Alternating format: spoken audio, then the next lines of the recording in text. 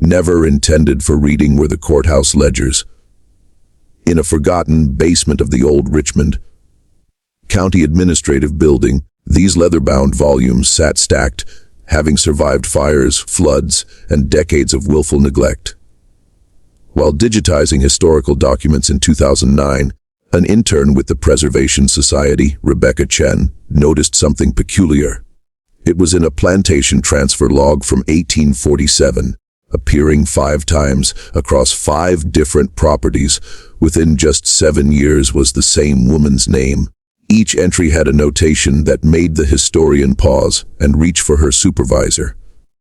With newborn child, it read. This discovery would begin to unravel one of the most disturbing patterns ever documented in the antebellum property records.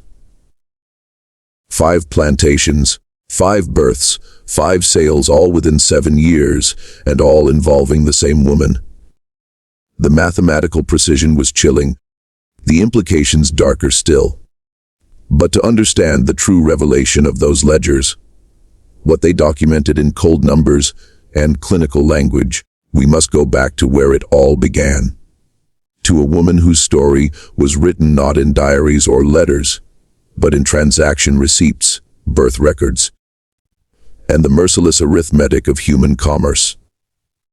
Before we continue with the story of Martha and the 5 plantations that became her prison, be sure you're subscribed to our channel.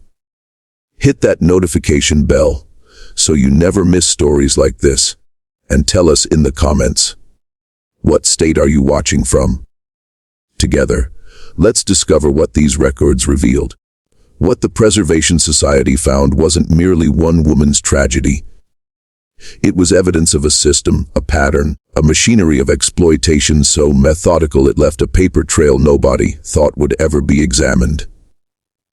On a humid Tuesday morning in April 1840, Martha arrived at Riverside Plantation. 19 years old, she had been purchased at auction in Charleston for $80,000. A considerable sum reflecting not just her youth and health, but something more valuable and dangerous: documented literacy. Preserved in the Charleston Municipal Archives, the bill of sale listed her skills: reading, writing, arithmetic, needlework, cooking. In an era when teaching enslaved people to read was illegal in many southern states, Martha's literacy made her simultaneously valuable and threatening. Held in a brick warehouse near the harbor was the auction, where the smell of salt water mixed with sweat and fear. On a wooden platform, Martha stood while men in fine coats examined her teeth, her hands, her posture. They asked her to read passages from the Charleston Courier. She complied, her voice steady, her eyes focused on the words and not on the watching faces. When the bidding reached $800, William Hargrove raised his hand one final time, and Martha became his property. Along the Savannah River just north of the Georgia border, Riverside sprawled across 200 acres of fertile bottomland. A 3-story Georgian structure with white columns was the main house, visible from the river, a statement of wealth and power to anyone passing by. Toward the pine forests that marked the property line, neat rows of cotton fields stretched behind the house. Closer stood the dependencies: a kitchen house, a laundry house, storehouses, stables, and a line of small cabins where the enslaved workers lived. From his father in 1837, William Hargrove had inherited Riverside along with 63 enslaved people and considerable debt. At 32, he was determined to restore the plantation's profitability through what he called modern management practices. Meticulous ledgers were kept by him, documenting every bale of cotton, every pound of seed, every dollar spent and earned. Detailed records of his human property were also kept by him: names, ages, skills, purchases, sales, births, and deaths, all recorded in neat columns of black ink. With typical brevity, Riverside's ledger recorded Martha's arrival. April 14, 1840. Martha, female, age 19, purchased Charleston auction. Cost $800. Skills: literate, household work. Assigned main house under supervision Mrs. Hargrove. consisting of 9 people, was the main house staff, a cook, 2 kitchen help, 3 house servants, 2 laundry workers, and a stable boy who also tended the garden. Under the direct supervision of Eleanor Hargrove, William's wife, Martha was assigned to work. A thin woman of 30 with perpetually pursed lips and a reputation for pious severity was Mrs. Hargrove. With military precision, she ran the household, insisting on absolute silence during meals, immediate obedience to all commands, and visible gratitude for the Christian charity of being housed, fed, and clothed. Before sunrise, Martha's day began. In the pre-dawn darkness, she rose, dressed in the rough cotton dress and apron that constituted her uniform, and hurried to the main house to light fires in the bedrooms and parlor. By the time the Hargrove family woke, the house needed to be warm. Water needed to be heated, and breakfast needed to be in preparation. Cleaning bedrooms, making beds with hospital corners that Mrs. Hargrove would inspect with a ruler, dusting furniture, and polishing silver. This was how her mornings were spent. Laundry meant her afternoons heating water, scrubbing linens on washboards, hanging everything to dry, ironing with heavy flat irons heated on the stove, serving dinner, cleaning the dining room and kitchen, and preparing the house for night meant her evenings. Rarely before 9 or 10 o'clock did she finish, and then she had to walk back to her cabin in the quarters, exhausted, to collapse on her pallet until the cycle began again before dawn. Relentless was the work, but Martha endured. Early, she had learned survival. Never meet their eyes directly, but never appear defiant. Move quickly but not frantically. Speak only when spoken to. Anticipate needs before they're voiced. Become invisible except when needed. Among the other house servants at first, she made no friends, understanding that closeness meant vulnerability. She observed, learned the rhythms of the household, and tried to make herself as valuable and unremarkable as possible. Slowly, the other house servants began to accept her presence. There was Dina, the head cook, a woman in her 50s whose skill with elaborate meals had made Riverside famous among the local planter class. There was Esther, 23, who worked in the kitchen and had 2 small children in the quarters. There was Clara, 16, nervous and quick, who had been assigned to laundry work after proving too clumsy to serve at table. In fragments, these women spoke to Martha, a warning about Mrs. Hargrove's moods, advice about which tasks to prioritize, small gestures of solidarity that couldn't be fully expressed, but were understood nonetheless. In July, 3 months after Martha's arrival, a new overseer arrived at Riverside. Dutch Carmichael was his name, a man of 35 with reddish hair and a face weathered by years of outdoor work. From a plantation in South Carolina, Hargrove had hired him, lured by Carmichael's reputation for increasing productivity and maintaining discipline. Into the overseer's house, a small cottage near the stables, Carmichael moved and began implementing new systems, earlier work hours, shortened meal breaks, stricter accounting of cotton picked, and immediate punishment for any perceived laziness. Within days, unusual attention to Martha began to be paid by Carmichael.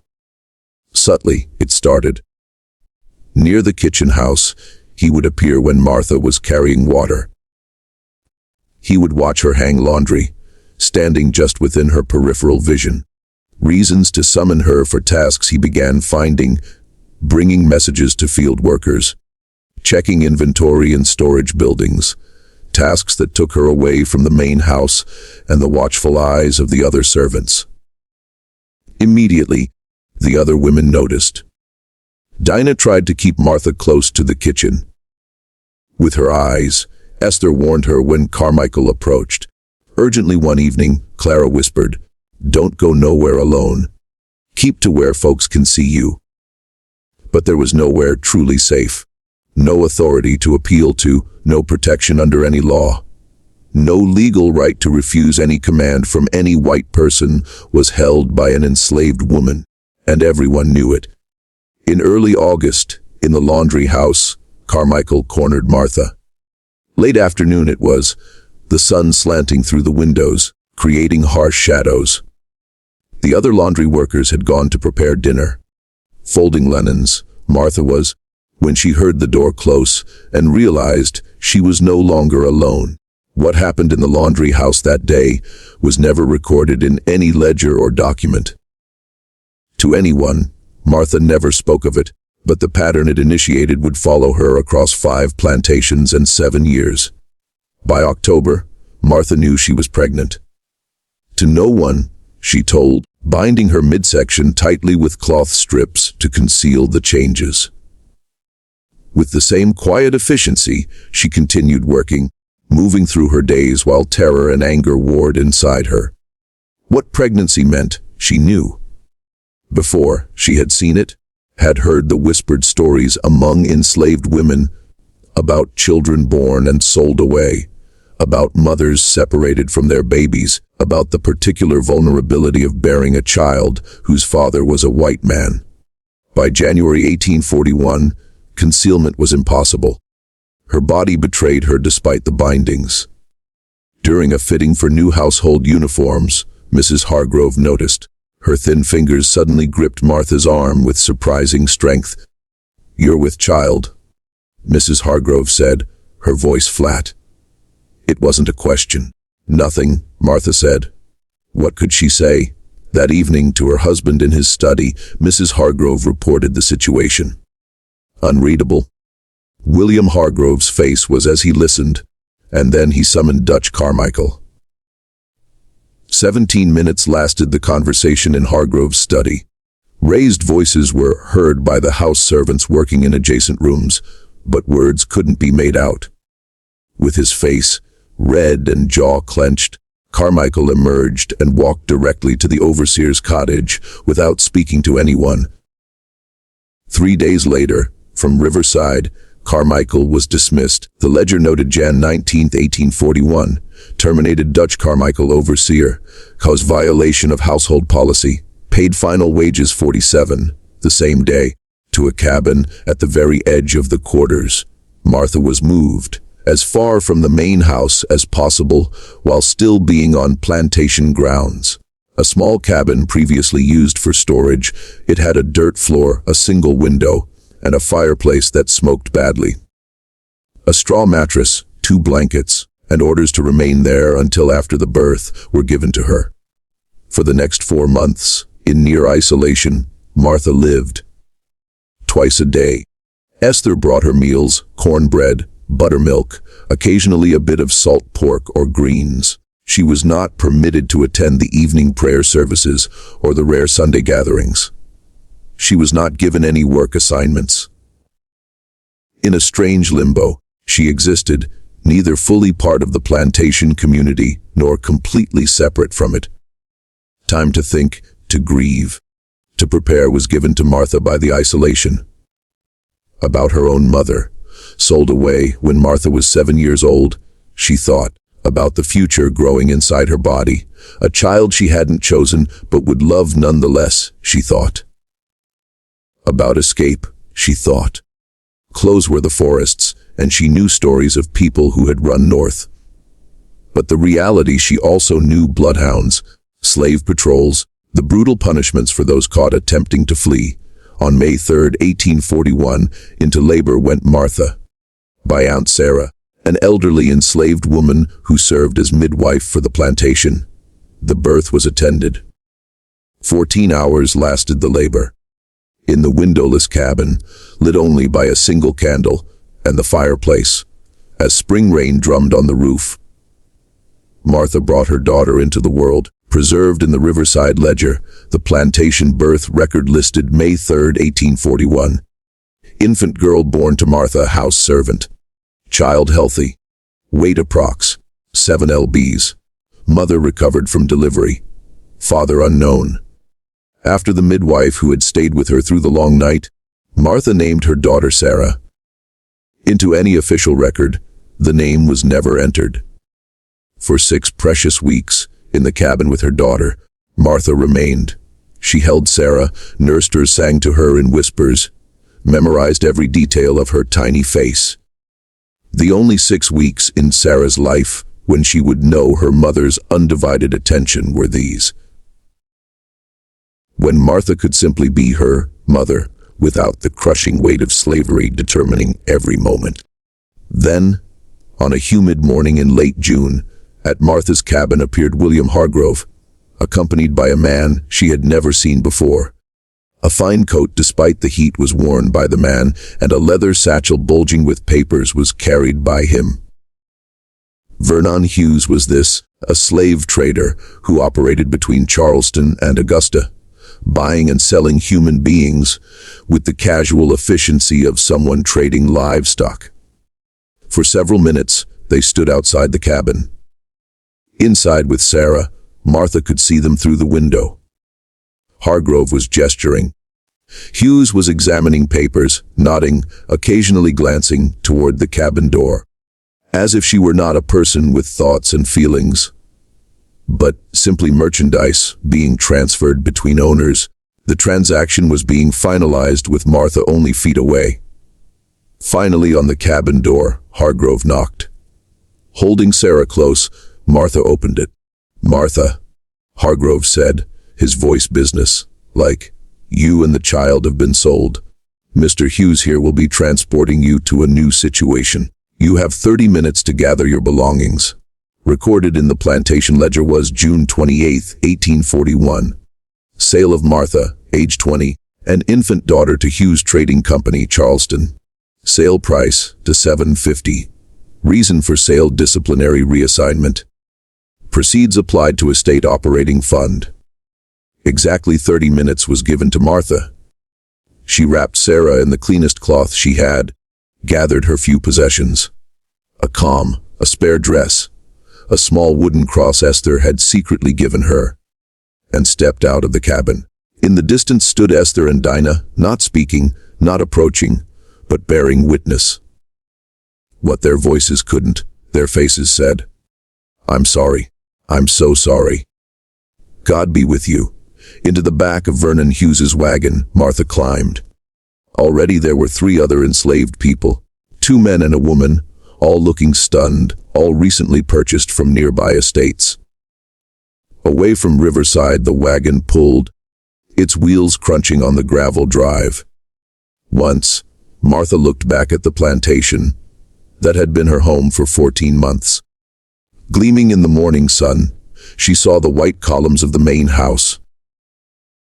Already at work in the cotton, she saw the fields where men and women were. She saw the quarters where she had lived those first months and the isolated cabin where she had given birth. Riverside again, she would never see, but in a terrible sense, she would never leave it either. What had happened there? The attention, the violence, the pregnancy, the birth, the sale, would become the pattern that would define the next 7 years of her life. Northward, the wagon jolted, with Sarah sleeping in Martha's arms, unaware that her birth had just cost her mother everything, unaware that they were both about to become pieces in a cruel game that would be played out across 5 plantations in 4 states. Only the beginning was this of Martha's journey. The first plantation had set the pattern. 4 more awaited her, each one following the same terrible script. With perfect precision, the courthouse ledgers would document every transaction, but the human cost they would never record. Lasting 3 days and covering nearly 90 miles through the pine forests and red clay hills of Georgia was the wagon ride from Riverside to Fairmont Estate. An efficient man who operated on tight schedules and narrow profit margins was Vernon Hughes. Only when necessary did he stop. Brief rests to water the horses, quick purchases of cornbread and salted meat for his cargo, overnight stays at roadside taverns where the enslaved people were locked in storage sheds while Hughes slept in a bed. During this journey, Martha learned that she and the others were not being transported to a specific buyer. They were stock. Along his route, Hughes would stop at Plantations, presenting his merchandise to potential purchasers, negotiating prices, and making sales as opportunities arose. A horrible arithmetic it was. From Hargrove, Hughes had purchased Martha and Sarah for $750, and for more than that, he needed to sell them to turn a profit. Into his margins ate every day of food and lodging.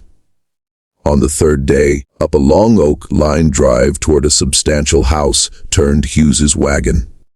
Fairmont Estate was this, a tobacco plantation in central Georgia owned by brothers Charles and Edmund Beaumont.